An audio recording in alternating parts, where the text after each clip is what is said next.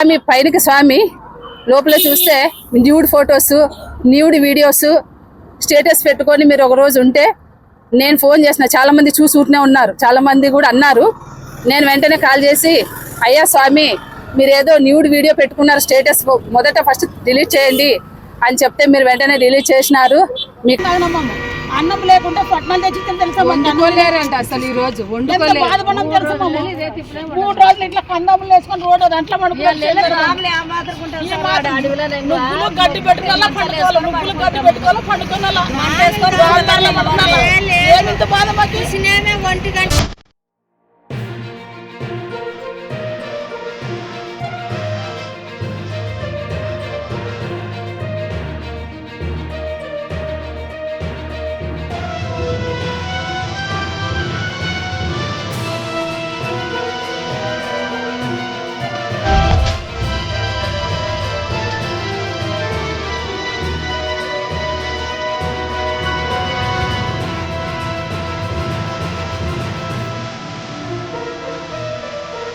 ఈ రోజు ప్రధానంగా ఇక్కడికి వచ్చినటువంటి మీడియా సోదరులకి నేను ప్రత్యేకంగా ధన్యవాదాలు తెలుపుకుంటున్నాను.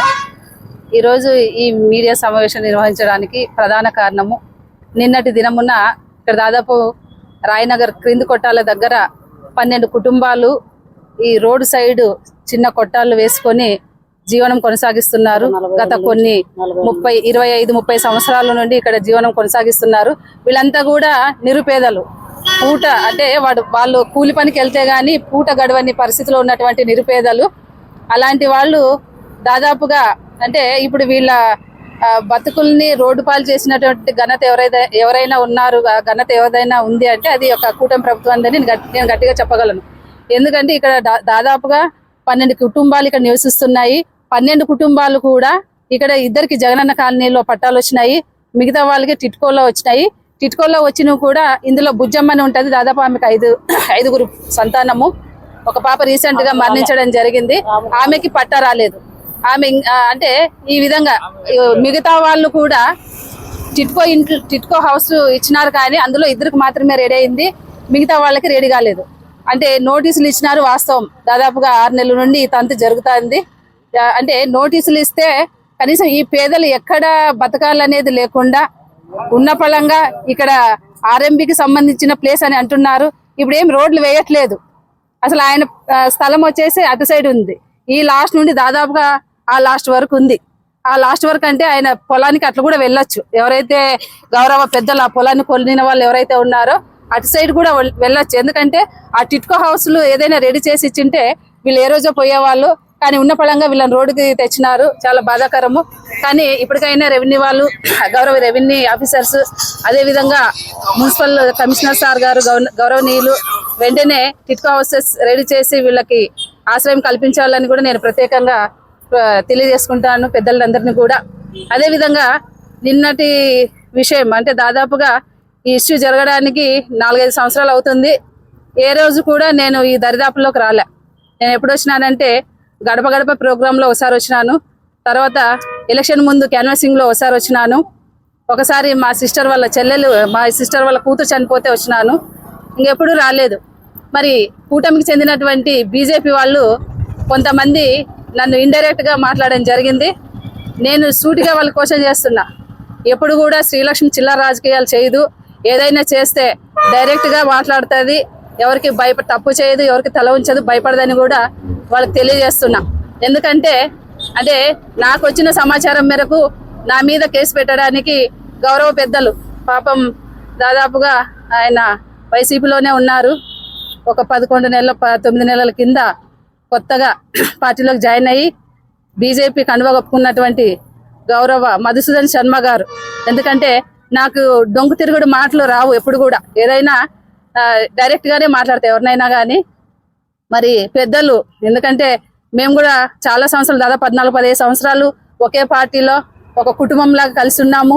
ఎన్నో తప్పులు తెలిసినా కూడా మేము అంతా కూడా మా వాళ్ళు కదా అని చెప్పేసి మేము గమ్మునున్నాము. ఈరోజు పదే నన్ను టార్గెట్ చేస్తూ, అంటే ఒక పట్టా విషయంలో కానివ్వండి, గౌరవ పెద్దలు స్వామి గారు ఆ పట్ట రావడానికి ప్రధాన కారణం స్వామి గారే. దాదాపుగా మేము ఎప్పుడో అడిగినాము ఎమ్మెల్యేనని, అన్న మేము ఈ విధంగా మాకు ప్లేస్ లేదు అని చెప్పి ఒక 4-5 మంది అడిగితే మాకు ఎలిజిబుల్ ఉన్నామని చెప్పేసి పట్టా ఇవ్వడం జరిగింది. ఆ పట్టాకి మేము ఎప్పుడూ అడిగినా వదిలేసినాము, కానీ మాకి చేపించిన దాంట్లో కీలక పాత్ర స్వామి గారిదే ఉంది. ఆ రోజు కూడా స్వామి గారు అంటే అక్కడ ఉన్నటువంటి బీజేపీకి చెందినటువంటి వాళ్ళకి చెప్పి ప్రెస్ మీట్లో మాట్లాడే విధంగా చెప్పిన వ్యక్తి కూడా స్వామి గారే. నిన్నటి దినమున్న మరి శ్రీలక్ష్మి అంటే ఆ శ్రీలక్ష్మి ప్రమేయం లేకుండా ఇది జరగదు అని అనడం జరిగింది. స్టేషన్లో కూడా నాకు వచ్చిన సమాచారము, స్టేషన్ కూడా వెళ్ళారు నా మీద కేసు పెట్టడానికి. నిజం అనేది మేము ఎప్పుడు కూడా భగవంతుని నమ్ముతా, నేను న్యాయంగా ఉంటాను అని చెప్పి కూడా తెలియజేసుకుంటున్నా.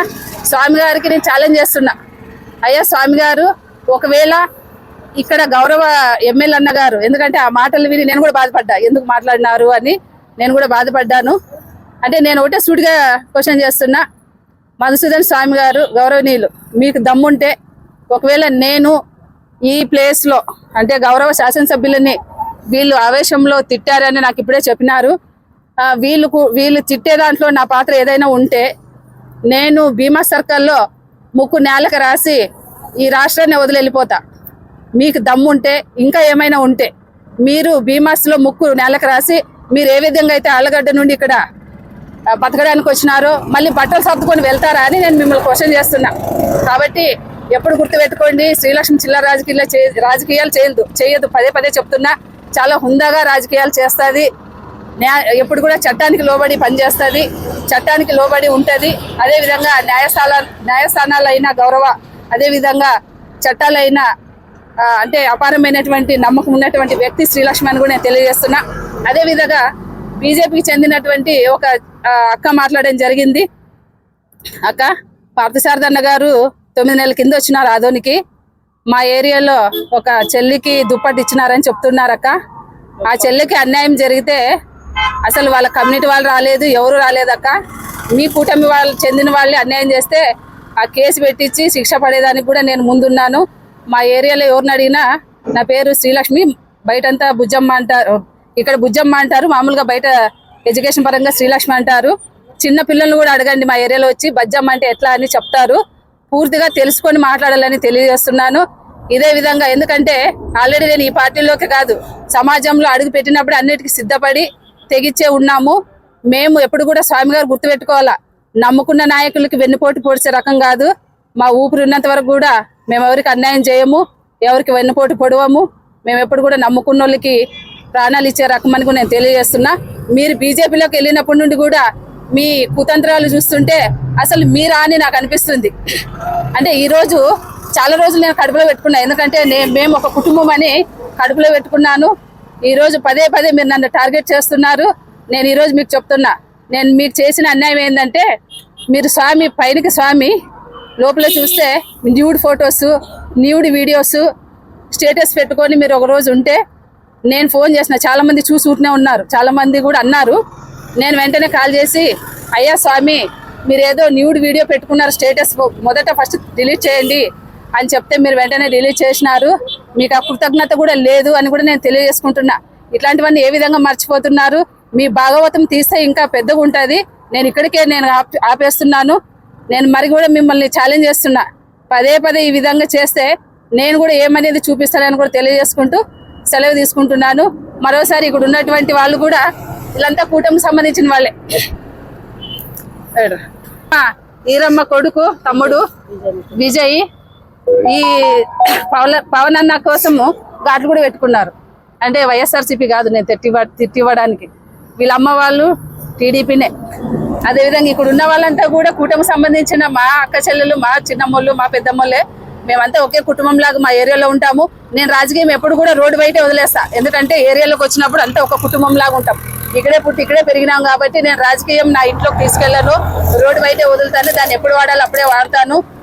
తర్వాత అంతా తల్లి పిల్లలాగా ఉంటామని కూడా తెలియజేసుకుంటూ సెలవు తీసుకుంటున్నాను. అదేవిధంగా నేను ఇక్కడికి వచ్చినానో లేదో అన్న వాళ్ళు వీళ్ళు కూడా అడగాలని కూడా నేను తెలియజేసుకుంటున్నాను. లక్ష్మి వైఎస్ఆర్లో ఒక నాయకురాలుగా పనిచేసింది. ఆమె మాకు గత 6 నెలల నుంచి మా సమస్యలు మా పరిష్కారం చేస్తుంటే ఒక్కరోజు కూడా మమ్మల్ని అడగలేదు, మా దగ్గర రాలేదు, మా దగ్గర ఏమన్నా కూడా అడగలే. నిన్నటి రోజు ఇంత గలాటైనా కూడా మాకు తెలియదు. ఆ పాపనే వీడియోలో ఫోన్ చేసి ఏమక్క ఇట్లా జరిగిందని అడిగింది. కానీ కూటమి వాళ్ళు ఇలా అనడం చాలా పొరపాటు.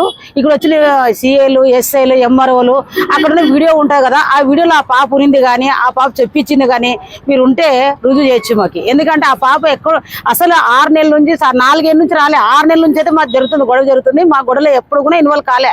అన్యాయంగా ఒక ఆడిపాప మీద ఇన్ని మాట్లాడద్దండి. బీజేపీ కూటమి వాళ్ళు కానీ వైఎస్ఆర్లో ఉన్నందుకు ఈ మాట్లాడుతున్నారు.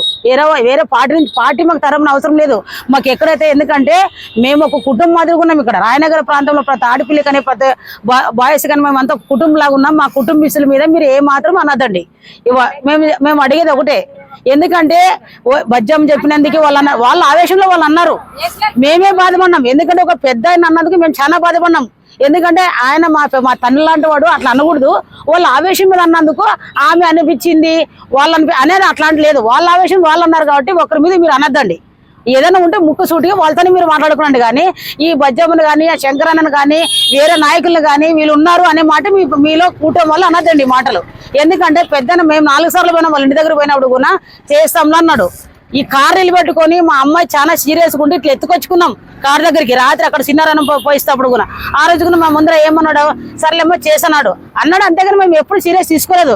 మా తండ్రి లాంటి వాడు అనేది మేము ఇంతవరకు ఉన్నాం. కానీ ఆయన తిట్టాలని ఆయన ఉద్దేశపరంగా మేము ఏమి కూడా అనలేదు. మా వాళ్ళు కూడా ఎవరు మీరు అట్లా అనండి అని కూడా ఎవరు అనలేదు. ఆ పాప ఆవేశం మీద వచ్చింది. ఎందుకంటే వాళ్ళ ఇల్లుకు పోతుందని. ఆ పాప ఇంకొక పాప కూడా ఆవేశం మీద ఉంది. ఎందుకంటే వాళ్ళు మూర్ఖులు, వాళ్ళకి అన్నీ నచ్చు. వాళ్ళు అన్నారని చెప్పి శ్రీలక్ష్మి అనిపించింది అనేది మొత్తం పొరపాటు పడండి సార్. ఎందుకంటే ఆమె రాలేదు, ఈ సైడ్ లో కూడా రాలేదు.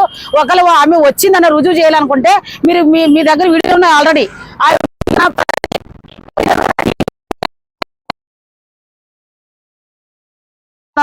తహసీల్దార్ గారు అన్నారు, చాలా మంది అధికారులు మొత్తం డిపార్ట్మెంట్ మా దగ్గర ఉన్నింది. అక్కడ ఈ పాప ఏమైనా ఉన్నిందే చూపించండి. అంతేగాని మీరు కూర్చుని మీడియా దగ్గర ఏదేదో మాట్లాడదండి. దయచేసి చెప్తాను, ప్రజలు గుణ మీకు సభాముఖంగా చెప్తాను. ఎందుకంటే కూటమి కానీ కాంగ్రెస్ కానీ వైఎస్ఆర్ కానీ మేము అంతా ఒక తల్లి పిల్లి మాదిరిగా ఉన్నాం ఇక్కడ రాయనగర ప్రాంతంలో.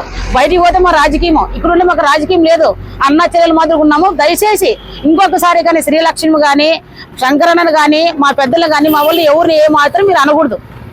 ఎందుకంటే రేపు వచ్చేటప్పుడు 5 ఏళ్ల పరిపాలన, 5 ఏళ్ళ తర్వాత మీరు మా దగ్గర కోర్టులకు వస్తారు. అప్పుడు మేము మీకు జవాబిస్తాం. ఇప్పటి వరకు మేము ఏమనం. ఎందుకంటే మాకు జరిగిన నష్టమో, మేము రోడ్లను ఉన్నామో, వండుకొని తింటున్నామో, మా పరిస్థితి ఎంతమంది అధికారులు పోయినామో అది మాకు తెలుసు. మేము ఎంత కష్టం ఉన్నాం మాకు తెలుసు అది. ఎందుకంటే మేము ఉండేది ప్రకాశ స్థలంలో ఉన్నాం లేదు కదా, రోడ్డు పక్కన ఉన్నాం. అక్కడ రోడ్డు రాలేదు, ఇక్కడ రోడ్డు రాలేదు. అయినా కూడా మమ్మల్ని దబాయించి పూర్తి ఫోర్స్ చేసి తీపిస్తున్నారు. అని మేము పోయే తయారే ఉన్నాం.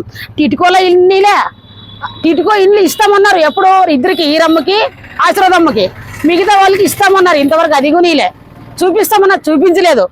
జానికి ఇద్దరికి వచ్చే స్థలాలు వచ్చిన వాళ్ళకి చూపించలేదు. అయినా మేము ఊకే ఉన్నాము. అయినా వాళ్ళ బంగ్లాల్లో ఉన్నారు, ఏసీ రూముల్లో ఉన్నారు కాబట్టి వాళ్ళకి ఏం మా బాధ అర్థం కాలేదు. వస్తారు, కార్లో వస్తారు, జీపులు వేసుకొస్తారు, పడగొడతారు, పోతారు. కానీ ఒక రోజు వస్తుంది మాకు, ఆ రోజు ఎలక్షన్ టైంలో వస్తుంది, ఇప్పుడు రాదు. ఆ రోజు మనం దాని జవాబు మేము ఇచ్చుకుంటాం. అంతవరకు ఎవరికి జవాబు ఇయ్యం. మాకు ఏదని ఇప్పుడు మమ్మల్ని పోవాలని చేన్లో వండుకొని తింటున్నాము తెలుసా. మా 3 రోజుల చేన్లో వండుకుంటున్నాం మేము. దోమతరలు కట్టుకొని పిల్లు పట్టుకొని అన్నలు అందరూ ఒక్క మాన అన్నం వండితే అన్నం తింటున్నాం. కానీ మేము ఇంత కష్టపడినాం, ఒక్కరోజే నీ పాప రాలే. ఏమక్క మీ పరిస్థితి ఇట్లా అందని. ఆ ఇంట్లో ఉన్న దాని గురించి మీరు ఇన్ని అబాండాలు వేసిన పొరపాటే అన్న. నిజే చెప్తున్నా, కూటమి అన్నలకు కానీ అయ్యాలకు కానీ మీకు ప్రతి ఒక్కరు చెప్తున్నాను, దయచేసి మా రాయనగర్ ప్రాంతంలో ఉన్న అక్కల జిల్లాకి మాకు ఎప్పుడు కూడా ఇట్లాంటి మాటలు అనొద్దండి. అంటే మటుకు ఇదే లాస్ట్. ఎందుకంటే ఒక్కసారి మేము కూటమిని పక్క పెట్టి రాజకీయం పక్క పెడతాం అనుకో, మేమంతా ఐక్యమతం అనుకో, అప్పుడు మేము ఏమన్నా మేము చూపిస్తాం మీకు. పేరు ఆర్ శారకుమారి.